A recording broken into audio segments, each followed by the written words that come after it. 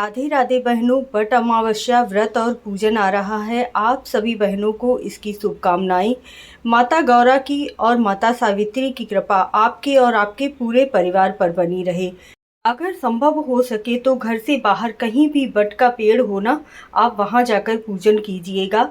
ज़्यादा अच्छा फल प्राप्त होता है। लेकिन यदि आपके लिए संभव नहीं हो पा रहा है, तो इस तरीके से आप गमले में पौधा लगा सकते हैं या फिर एक डंडी पहले से ही ले आइएगा और उसे लगाकर पूजा कर लीजिएगा। तो दूसरी बात है, गौरा माता कैसे बनाई?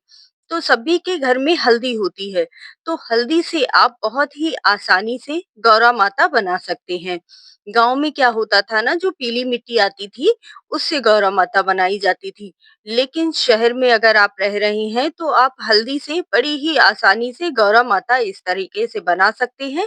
थोड़ा-सा गंगा जल डाल लीजिए इसमें और थोड़ा-सा जल डालकर इस तरीके से आप गौरा माता बना लीजिए।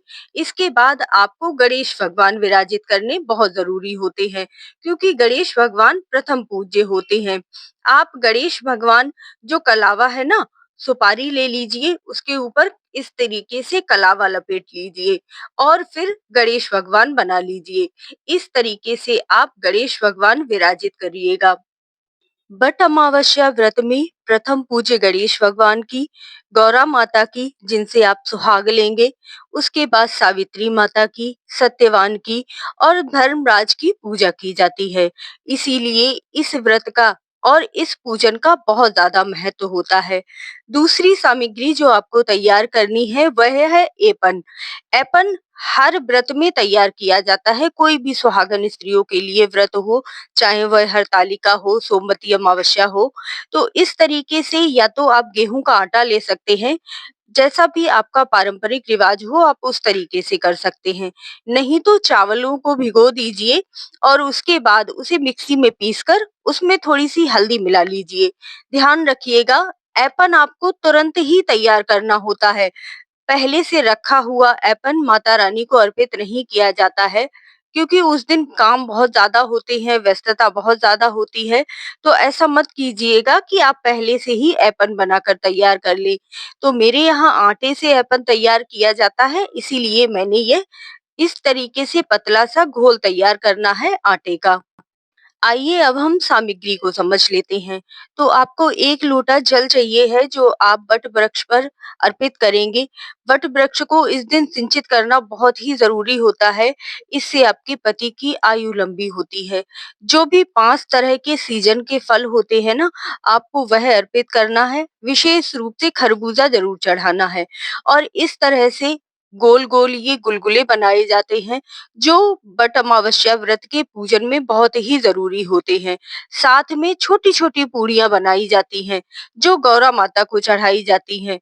आपको 14 पूड़ियाँ बनानी हैं और 14 यह गोले बनाने हैं और इन पूड़ियों के ऊपर रखकर आपको बट पेड़ के नीचे रख कर आना है। काफ़ी लोगों का प्रश्न होता है कि वहाँ पर हम ये पूड़ियाँ कैसे चढ़ाएँ? तो वहाँ आपको पत्ते पड़े हुए मिल जाएँगे बट पेड़ के, उन पत्तों को नीचे रख लीजिए और उनके ऊपर आपको यह पूड़ियाँ रख देनी हैं। अगर आप मंदिर में पूजा करते हैं ना, तो वो पुजारी ले लेते हैं ये पूड़ियाँ, नहीं तो आप अगर कहीं बाहर पूजा कर रहे हैं, तब भी आपको पेड़ के नीचे ही यह पूड़ियाँ और ये मीठे गुले छोड़कर आ जाने हैं। चौथी चीज़ जो बहुत विशेष है, जो आपको तैयार करनी है, वह है सुहाग की सामग्री। इस दिन सुहाग की सामग्री दान करने से आपका सुहाग अखंड रहता है। आप चाहें तो साड़ी, चुनरी और सुहाग की सामग्री में 7 या 11 चीज़ें, 16 चीज़ें दान कर सकते हैं। और थोड़ी-सी सुहाग की सामग्री आप अलग से भी दान कीजिएगा, जो अपने लिए रखिएगा। यह सुहाग की सामग्री आप ब्राह्मणी को दान कर सकते हैं। इसके बाद जो ऐपन आपने लिया है वह ले लीजिए। गौरा माता और गणेश भगवान जो बनाए हैं वह अपनी थाली में रख लीजिए। थोड़े-से पुष्प रख लीजिए, दीपक रख लीजिएगा, शुद्ध देसी घी का दीपक जलाना है आपको। अगर आप बरगद पेड़ पर पूजा करने के लिए जाएँगे ना, तब आपको आटे का या फिर मिट्टी का जो दीपक है ना वो ले लेना है। क्योंकि अगर आप दीपक वहां जलाकर बहुत देर नहीं बैठेंगे तो आप दीपक बढ़ाकर और लेकर नहीं आ सकते। इसीलिए आटे का दीपक सबसे उत्तम रहता है। एक चुनरी ले लीजिएगा अर्पित करने के लिए। सिंदूर दान करने के लिए सिंदूर जरूर ले लीजिएगा। पीले धागे का प्रयोग किया जाता है वह मैं आगे बताऊंगी आपको। इसीलिए पीला धागा, या तो आप सूत का धागा जो आता है ना कलावा वाला वो ले सकते हैं, या फिर जो रील होती है ना आप वह ले सकते हैं। जैसा भी आपको सुविधा पड़े पूरी ही रील लीजिएगा, टूटा धागा प्रयोग नहीं किया जाता है। इसके साथ ही गणेश भगवान को अर्पित करने के लिए जनेऊ चाहिए होगा, और दूर्वा जो गणेश भगवान को अर्पित की जाती है। माता रानी और गणेश भगवान को अर्पित करने के लिए हल्दी, कुमकुम, तिलक लगाने के लिए चंदन, अक्षत, यह चीजें अलग से ले लीजिएगा। तो यह सारी सामग्री हो गई।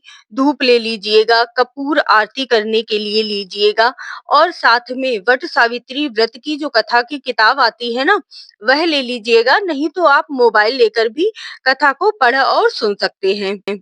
अगर आप पहली बार वट अमावस्या का व्रत कर रहे हैं तो आपका जो शादी का जोड़ा है ना आपको वह पहनना चाहिए। बहुत ही शुभ माना जाता है, और साथ में उसकी चुनरी ओढ़ना बहुत ही शुभ माना जाता है। और अगर पहली बार व्रत कर रहे हैं तो इस बार बहुत ही शुभ समय है, आपको वट अमावस्या का व्रत जरूर ही करना चाहिए। इस व्रत का उद्यापन नहीं किया जाता है। सुहागन स्त्रियां यह व्रत अपनी मृत्यु पर्यंत तक करती हैं। इसके पश्चात आपको जो धागा आप लेंगे ना उस धागे से आपको अपने गले में पहनने के लिए और माता रानी को अर्पित करने के लिए एक धागा तैयार करना होता है। इसे आप ध्यान रखिएगा, पैर के अंगूठे से लेकर कभी मत बनाइएगा, क्योंकि आप माता रानी को अर्पित करेंगे ना, इसीलिए आप इस तरह से घुटने पर लगा लीजिए। और जितना भी आपको लंबा या छोटा चाहिए है उस तरीके से 14 बार आपको इस धागे को लपेटना है और यह धागा तैयार करना है।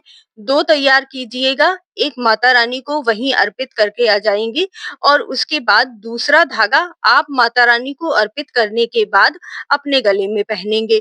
तो मैं जब पूजा की विधि बताऊंगी तब मैं आपको समझाऊंगी। और हाँ, काले चने जरूर ले लीजिएगा।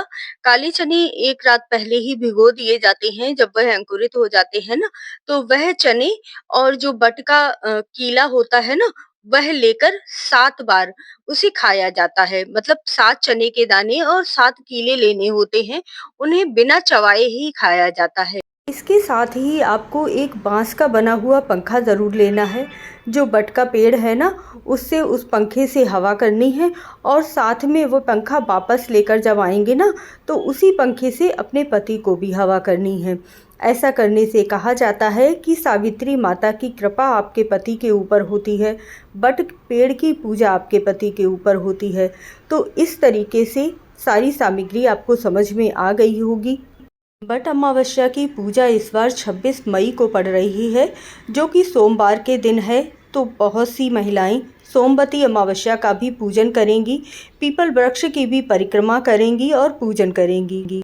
पूजा विधि आप अगली वीडियो में देखिएगा। चैनल को सब्सक्राइब जरूर कर लीजिएगा, बेल आइकन जरूर दबाइएगा, और इस तरह से मेरी वीडियो से जुड़े रहिएगा।